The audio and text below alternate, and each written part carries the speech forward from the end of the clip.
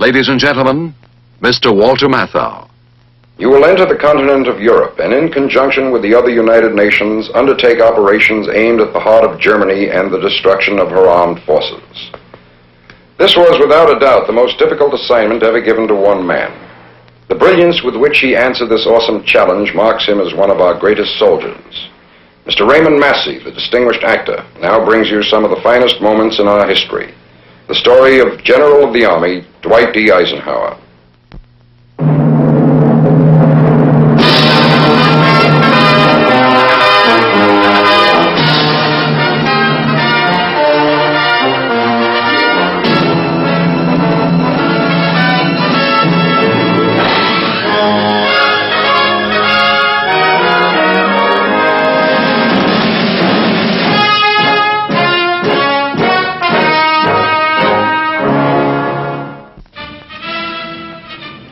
The time is June 1945. The occasion, the return to his homeland of a war hero whose stature has seldom been matched in the esteem of his countrymen.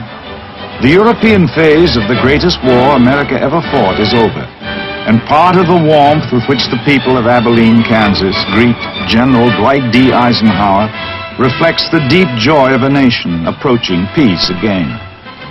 Some of it is the kind of welcome any hometown might give a favorite son who has done a good job. But more than anything else, it is a tribute. A gratitude felt in every corner of the Allied world, no less than in Abilene, towards the man who stewarded a crusade to its victory. It was a crusade with many battles and many triumphs, but it found its symbol in one day above all others. D-Day, June the 6th, 1944.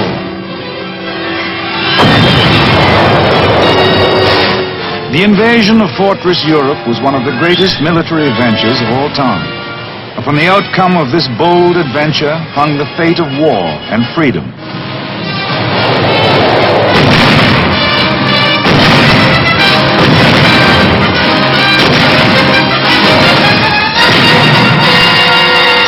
It was because so much of man's hope had been bound up in the success of this adventure that the architect of that success found the hearts of the people open to him from Europe to the town of his boyhood, where the adventure of Dwight D. Eisenhower, the man, began.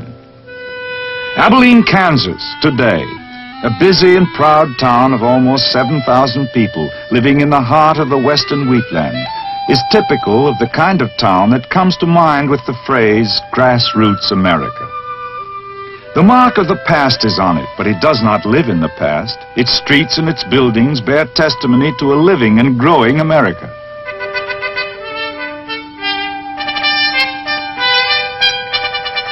One of its newest and proudest buildings is the Eisenhower Museum, which carries forth the spirit and the history of the Eisenhower family of Abilene. It is visited daily by citizens from all parts of the country, ranging from dignitary to schoolboy. Inside the museum, the life of Dwight Eisenhower, boy and man, is depicted in a series of murals. From infancy, that life had the flavor of grassroots America about it. Eisenhower was born in 1890 in Denison, Texas, of parents whose families had migrated to Pennsylvania from Europe and thence to the American Midwest. Young Eisenhower's parents had lived in Abilene before his birth, and it was to Abilene, once the wild town at the end of the Chisholm Trail, now a peaceful village of the plains, that they returned when he was an infant. And it was here that he grew to maturity through a childhood that was active, eager, and happy. An experience shared with devoted parents and spirited brothers. A childhood as rich in the important things of life as ever graced the development of any man. It was an active boyhood in which sports played an important part. He excelled at baseball, both in school and on a vacant lot next to his home. But football was his first love, and his high school coach called him the most outstanding tackle in the valley.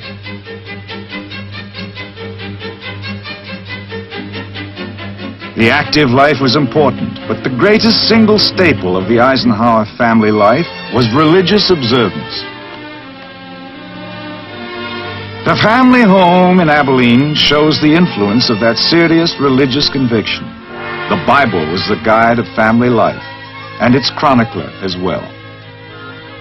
On the wall of the bedroom shared by Dwight and his brother Edgar still hangs this simple testament of faith: "Thy will be done."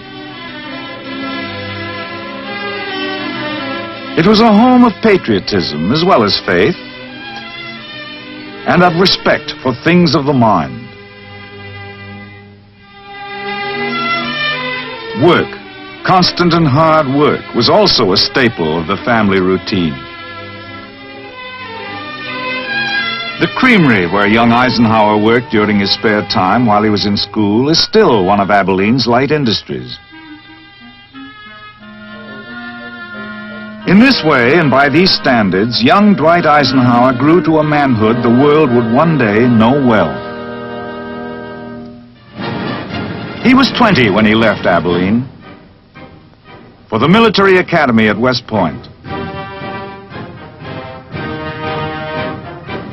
Many a great American has begun his march into history as a cadet on the plane at West Point.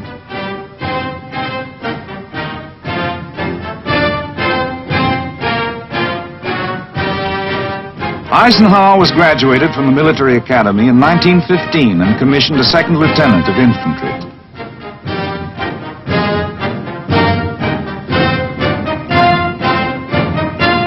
A new phase of life was beginning. In the summer of 1916, as a newly promoted first lieutenant stationed at Fort Sam Houston, Texas, he married Mamie Geneva Dowd of Denver.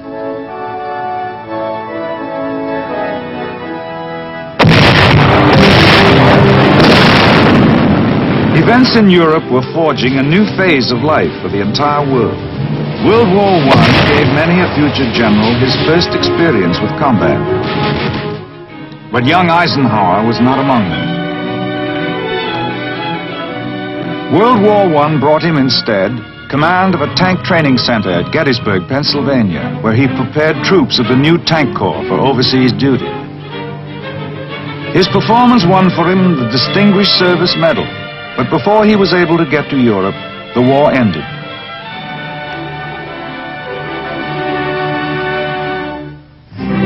In the late 1920s, after graduation from the Command and General Staff School, Major Dwight D. Eisenhower was assigned to France to prepare a guidebook on American battlefields in Europe. It was his first direct experience with that continent. With the 30s came other assignments, climaxed by service under General Douglas MacArthur in the Philippines. For 4 years he worked with MacArthur, who was Commander-in-Chief of the Philippine Army, to help the Commonwealth government work out a plan for its military defense.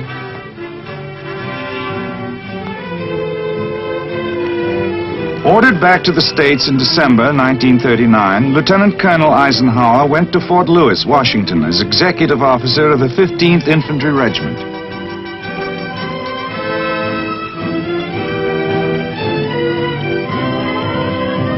In the dark spring of 1940, German armored divisions were crashing through Holland and Belgium.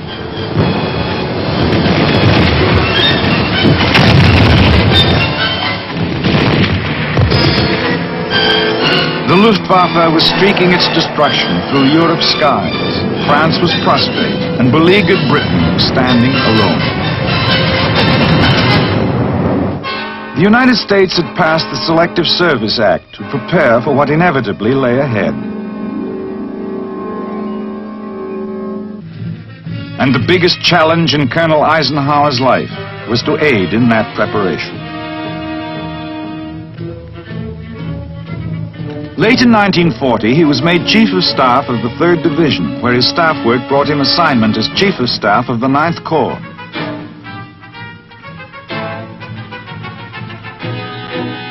In the summer of 1941, Colonel Eisenhower became Chief of Staff to General Walter Kruger, whose newly organized 3rd Army was preparing to participate in the most realistic war maneuvers yet held by American troops.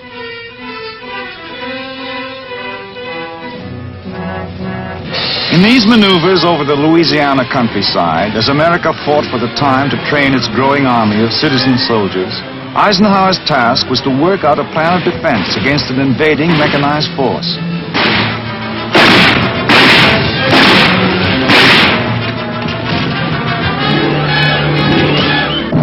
Soon after the maneuvers were over, Eisenhower was promoted to brigadier general, and within a matter of days came the bombing of Pearl Harbor.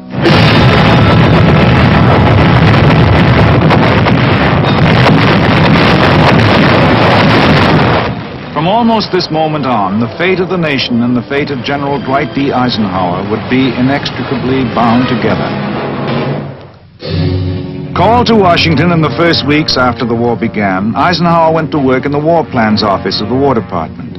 Among the plans formulated during this time was the central strategic determination to make an eventual attack across the English Channel the principal Allied offensive effort. A mural covering the west wall of the Eisenhower Museum dramatizes the high spots of the next great sequence in the adventure involving the nation and the man, whose ability to rise to grave responsibilities brought him rapid promotions. Because an all-out Channel invasion would be impossible before 1944, and because the need for offensive action was immediate in 1942, the Allies undertook, as a combined operation, under the command of General Dwight D. Eisenhower, the invasion of North Africa. The minimum objective of this maneuver was to seize the main ports between Casablanca and Algiers.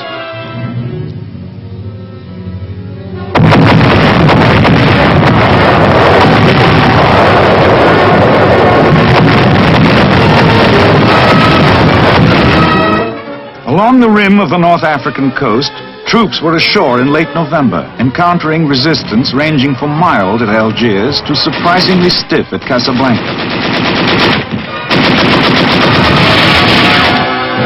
The commander's hope was to push quickly east along the Mediterranean and take the important posts of Bizerte and Tunis.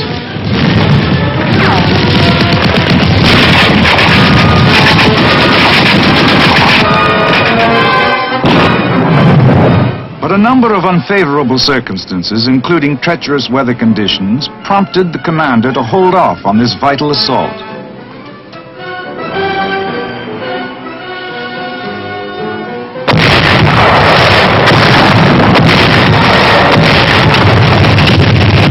In the spring, however, troops of Omar Bradley's 2nd Corps were able to take Bizerte, and at the same time Tunis fell to the British First Army.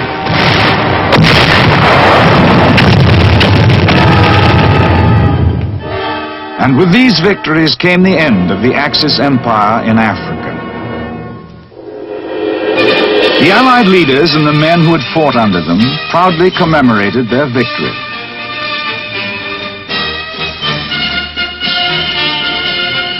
One of the greatest products of this victory, in the words of the commander himself, was the progress achieved in the welding of Allied unity and the establishment of a combat team that was already showing the effects of a growing confidence and trust among all its members.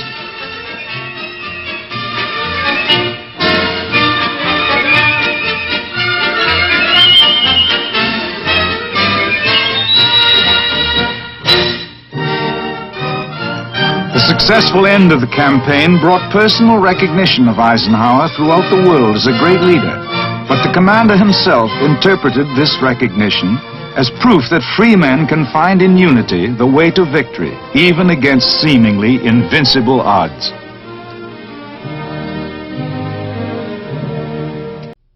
Ladies and gentlemen, Mr. Walter Matthau. You will enter the continent of Europe and, in conjunction with the other United Nations, undertake operations aimed at the heart of Germany and the destruction of her armed forces. This was, without a doubt, the most difficult assignment ever given to one man. The brilliance with which he answered this awesome challenge marks him as one of our greatest soldiers. Mr. Raymond Massey, the distinguished actor, now brings you some of the finest moments in our history. The story of General of the Army, Dwight D. Eisenhower.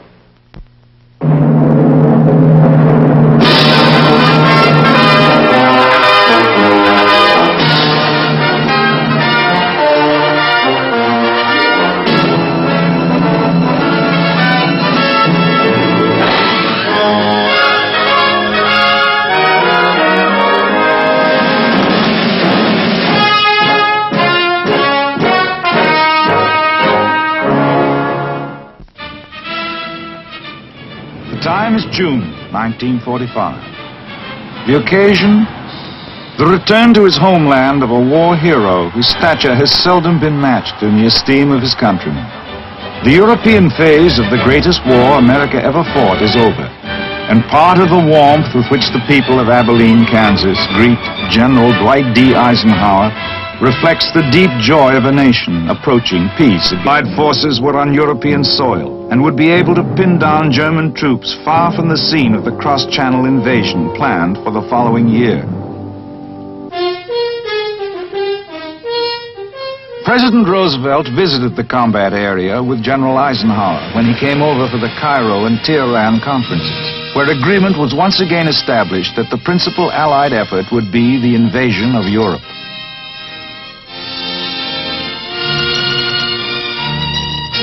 Shortly afterward, the man who would command this awesome undertaking was named General Dwight D. Eisenhower, whom people throughout the free world were now calling the man of the hour. On the opposite wall of the museum, another mural depicts some of the major episodes in the Great Crusade which liberated Europe. The Supreme Commander's orders from the combined Chiefs of Staff were quite simple: to land on the coast of France and thereafter to destroy the German ground forces. Between the order and its execution lay an agony of effort. Across the Channel, the heavy fortifications lining the coast of France bespoke the Nazis' belief that they could push the invading armies back into the sea.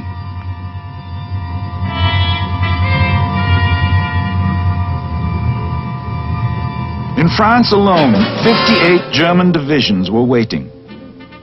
Preparing for the invasion was a job without let-up. Incessant and realistic training was of paramount importance.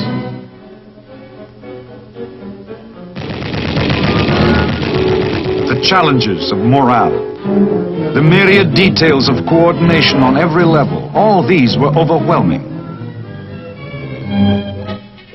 But through those tense months in the early part of 1944, the preparations continued. And finally, after being postponed one day because of weather conditions, the eve of the day of decision was at hand. The commander visited the airborne troops who would lead the invasion. "I found the men in fine fettle," he wrote later, joshingly admonishing me that I had no cause for worry. D-Day, with the fate of the war hanging in the balance. Ladies and gentlemen, Mr. Walter Matthau.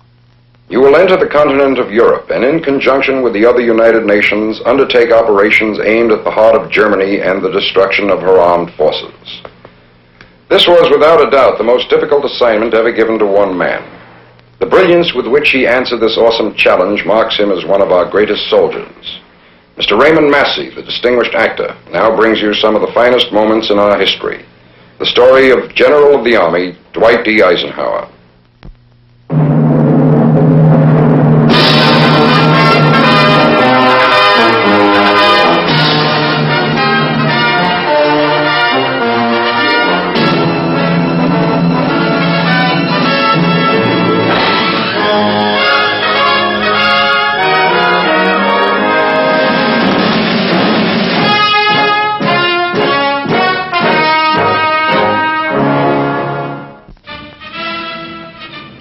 The time is June 1945. The occasion? The return to his homeland of a war hero whose stature has seldom been matched in the esteem of his countrymen. The European phase of the greatest war America ever fought is over, and part of the warmth with which the people of Abilene, Kansas, greet General Dwight D. Eisenhower reflects the deep joy of a nation approaching peace again.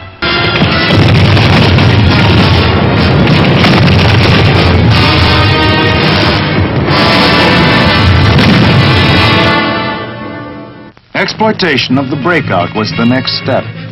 And now there began the dramatic pursuit, spearheaded by General George S. Patton's armored force across the heart of France.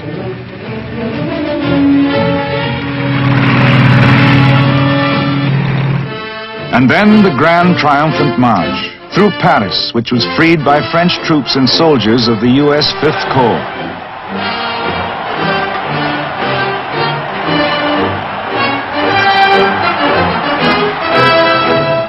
Beyond Paris lay the liberation of Belgium and the yard-by-yard struggle across the German border.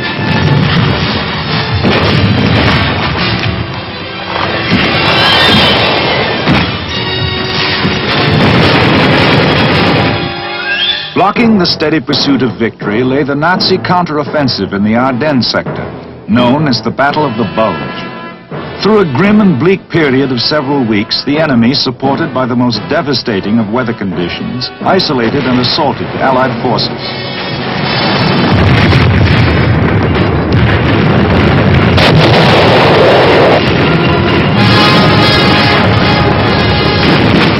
General Eisenhower called upon all troops to rise to new heights of courage and effort. The brave men of the beleaguered forces held and steadily began pressing the enemy back. And from that moment onward, the Supreme Commander counted on weakened Nazi resistance. The bridge at Remagen across the Rhine, one of the sturdiest symbols of the war.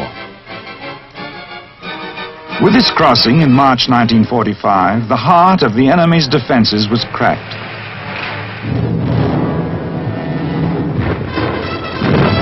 There remained the substantial task of mopping up what was left of the enemy west of the Rhine.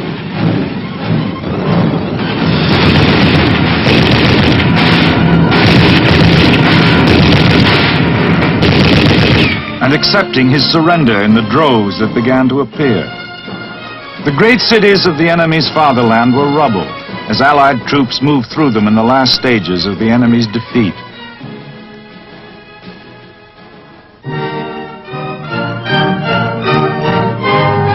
Both Commander and GI were able to find the exultation that comes when victory is close.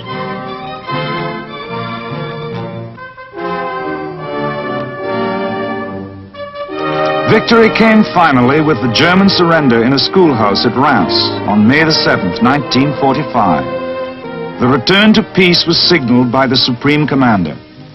I have the proud privilege of speaking for a victorious army of almost 5 million fighting men. They and the women who have so ably assisted them constitute the Allied expeditionary forces that have liberated Western Europe. They have captured or destroyed enemy armies totaling more than their own strength. Merely to name my principal subordinates in the Canadian, French, American, and British forces is to present a picture of the utmost in efficiency, skill, loyalty, and devotion to duty. The United Nations will gratefully remember Tedder, Montgomery, Spaatz, Bradley, Delat, Creer, and many others. But all these agree with me in the selection of the truly heroic figure of this war. He is G.I. Joe and his counterpart in the air, the Navy, and the merchant marine of every one of the United Nations. He has braved the dangers of U-boat infested seas. He has surmounted charges into desperately defended beaches. He has fought his tedious, patient way through the ultimate in fortified zones. He has endured cold, hunger, fatigue. His companion has been danger. Death has dogged his footsteps. He and his platoon commanders have given us an example of loyalty, devotion to duty, and indomitable courage that will live in our hearts as long as we admire those qualities in men. And now the long and happy road home. For Dwight Eisenhower, that road was paved with the cheers of the people of the Allied countries. In his own homeland, a hero's welcome awaited him. America's greeting for a favorite son. Here, the story of Dwight D. Eisenhower might well have ended, on this note of triumphant acclaim for a job so splendidly done. But America had other tasks waiting for its favorite soldier. Eisenhower succeeded General Marshall as the Army's first post-war Chief of Staff. He expressed the belief that one of the greatest pillars of world peace is a strong United States. He visited troops stationed in various parts of the world to show America's growing sense of global responsibility. We must remain, he said, the first champions of those who seek to lead their own lives in peace with their neighbors. Finally, on February the 7th, 1948, the general from Abilene, after 36 years of service to his country, left active military assignment.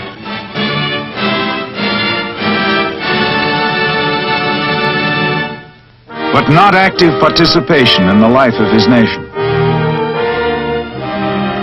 He accepted an invitation from Columbia University to serve as president of that great institution, enabling him, so he thought at the time, to devote the remainder of his useful life to the challenges of education.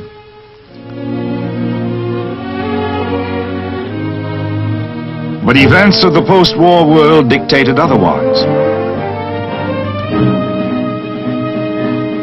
The urgent necessity for unity in the free world brought into being the North Atlantic Treaty Organization.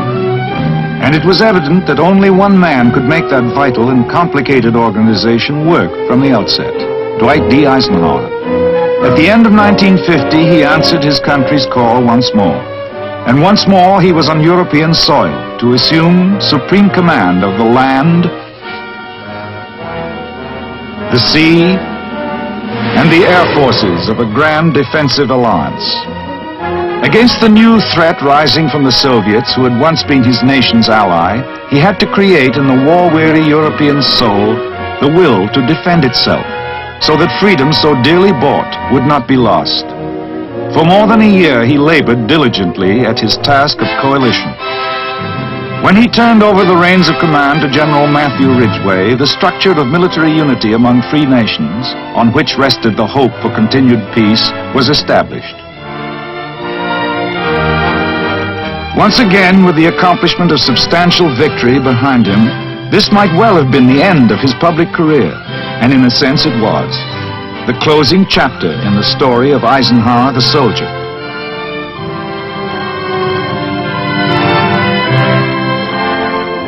History is recording today the story of Eisenhower the statesman. The stories may be separate, but soldier and statesman, they are the same man, Dwight D. Eisenhower, citizen of the United States, spokesman for and symbol of the free world,